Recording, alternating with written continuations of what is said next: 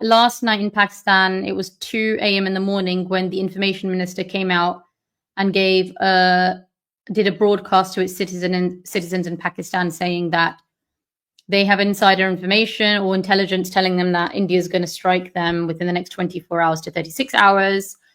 And then I interviewed a gentleman who's an activist in Pakistan. I interviewed him this morning, our time, 9 a.m. Then I posted that interview today. And of course, there's stuff that when you're living in Pakistan, you can't say. So he was still quite candid and honest. And but as soon as we stopped recording, and he made sure that we stopped recording, then he was much more candid. He's like, if the Indian army comes here, I'm ready for them in terms of they can just whatever, they're happy. They will welcome the Indian army, guys. The people there are so fed up, they will welcome the Indian army. So, and he was very honest about that, once we stopped recording. So that was interesting. So the morale of the Pakistani people is down. The Pakistani army has been harvesting organs of the Balochi people and selling them into China or God knows who, and doing all kinds of shit.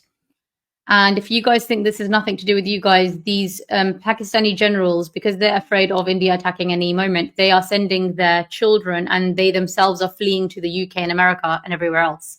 A lot of these people have houses in the UK and they're already here. They're here, and those who have not left are coming to the UK.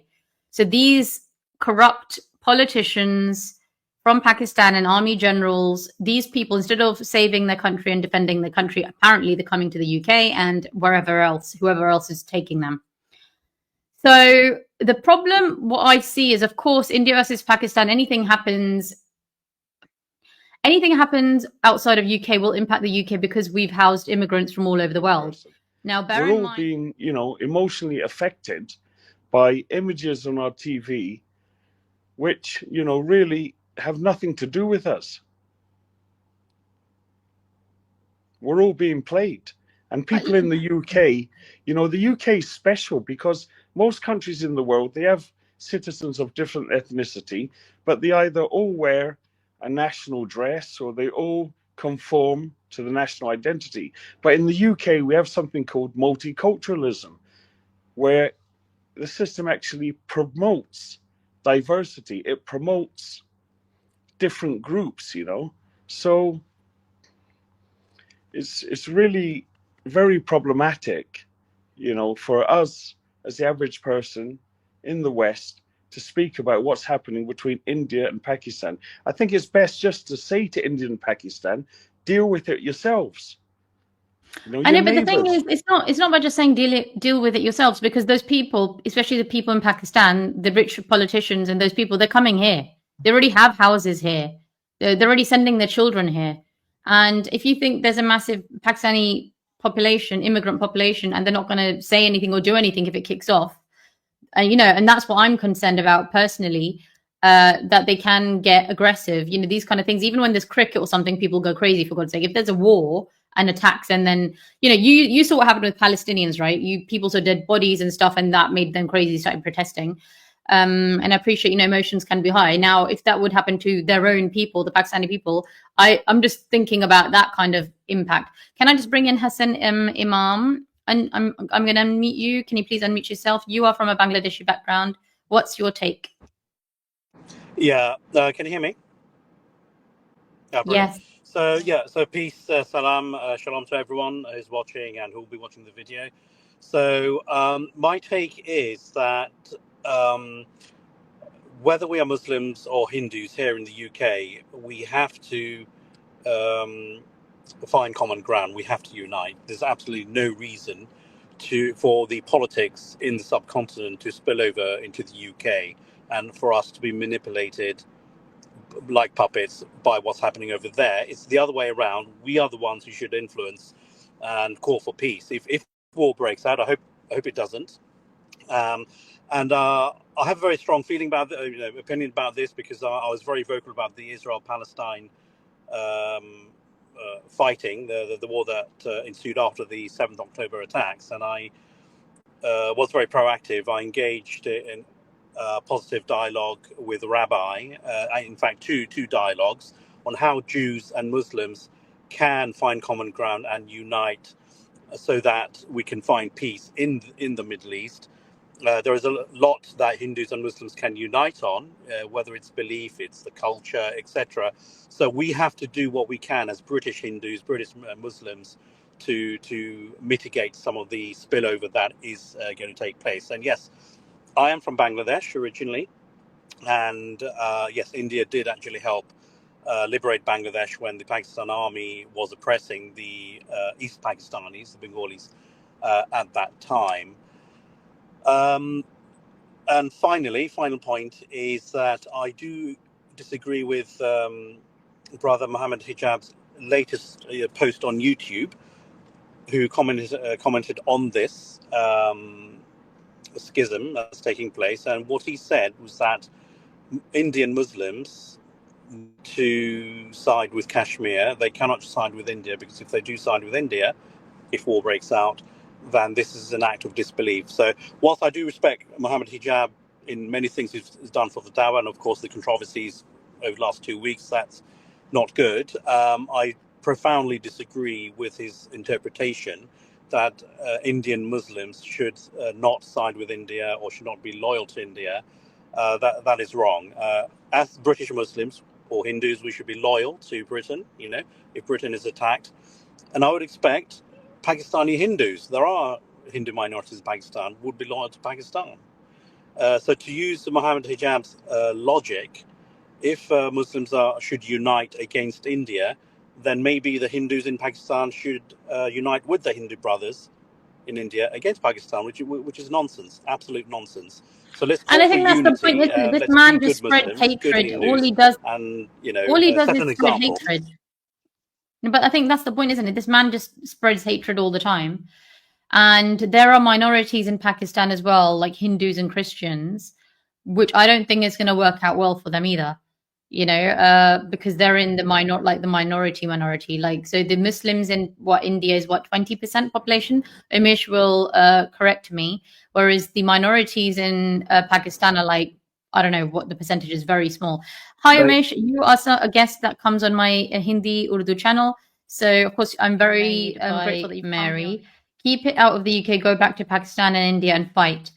And I think that I appreciate your sentiments, but in reality, that things sadly spill over, especially into the UK, because we don't have any, what are we going to do? Like, what have we been able to do when some of the pro-Palestine protests have gone a bit more on the extreme side? So I think I'm more of a realist that, yes, of course, who wants any kind of spillover into our country? I would rather it didn't happen either. But in reality, being a realist, this is likely to happen. And I think, of course, knowing the Pakistani community, they are very, very passionate, if that's not the right word. But, I'm just trying to be careful what I'm saying here. So it's unlikely that, okay, India-Pakistan kicks off and nothing's going to happen in the UK. I think a lot will happen in the UK. Can I just bring in Hasan Imam, please? I think you keep cutting off because of your internet, but go on, Hasan Imam. What would you like I apologise. I'm in a service station, really rubbish internet. So, just a couple of points. The first thing is we should not, Pakistan and India should not fall into the trap of going into war. I think this was engineered engineered by terrorists. Their goal is to cause maximum damage to life, which they did when killing 20 or so Indian tourists. Their ultimate dream is to have mass casualties, and the way they can do that is to engineer a war between Pakistan and India. So both countries must not fall into the terrorist trap, okay? There may be a third party involved, I don't know. India has made strides over the last 2 decades, and it is an upcoming superpower, and obviously if there is war, this would set back the advancement by decades. And a case in point is my country of origin, Bangladesh. Some of you may recall last year there was upheaval in Bangladesh, and the Prime Minister Hasina had to flee Bangladesh to India. But 6 months prior to her departure, she did get warning from the Russian embassy in Dhaka that there was plans for a Arab Spring style mass protest in Bangladesh. And that's exactly what's happened. And this is after 2 decades of massive progress of Bangladesh, which has now been set back. So we should be very wary of that. And the term "grab by the balls" has been used. If both countries went to war, there would be no balls to grab because there'll be mass casualties on both sides. I asked ChatGPT a rough estimate of casualties. If it's just limited to conventional war, then we're looking at tens of thousands of deaths. If it's a limited nuclear strike, then we're looking at about 10 million deaths. If it's a full nuclear strike, then 100 million deaths, and 2 billion people around the world will suffer because of the nuclear winter. So it's in no one's interest to have war.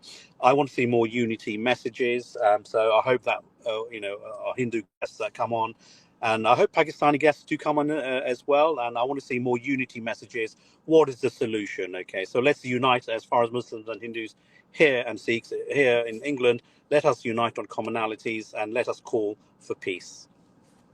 The problem, I tell you, is, of course, and I want to unite too, and the purpose of my channel is that as well, to unite people, and all that kind of stuff, Hindus, Muslims, Christians, everybody. But the reality is that, I don't know, I'm just hypothetical situation. India, Pakistan kicks off, and then there are Pakistani casualties. Because Pakistan will lose and there's nothing Pakistanis can do to save those people, they're going to try to let off potentially that steam here and everywhere else, wherever they are, whichever country they're living in. Because do I even make sense?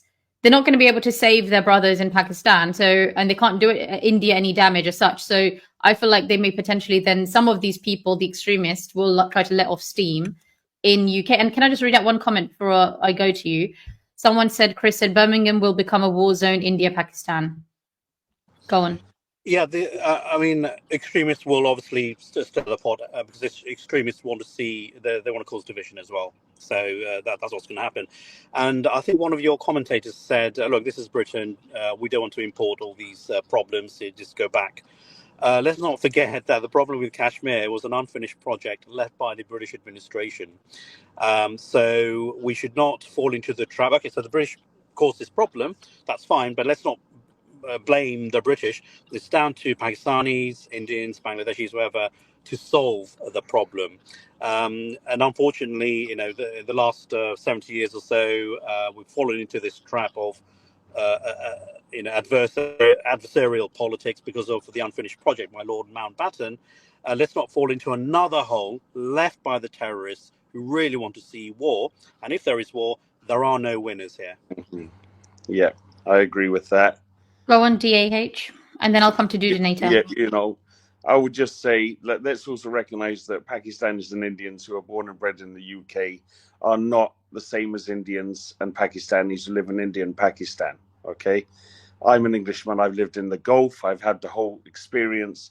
And even when I go back to the UK, I'm not an Englishman as much as somebody who's been born and bred and lived there. So I recognize that I'm a third culture national, somebody in India who's lived his whole life there, somebody who's in Britain, whether he's ethnically Pakistan or white, then he's different. And I'm different, okay? And I agree with the gentleman, Hasan, that, you're being played. These people who did it to India before we split up India, okay, they can do it again. And it's in their interests that India fight Pakistan, either on a low-scale war or a high-scale war. Only the other will benefit.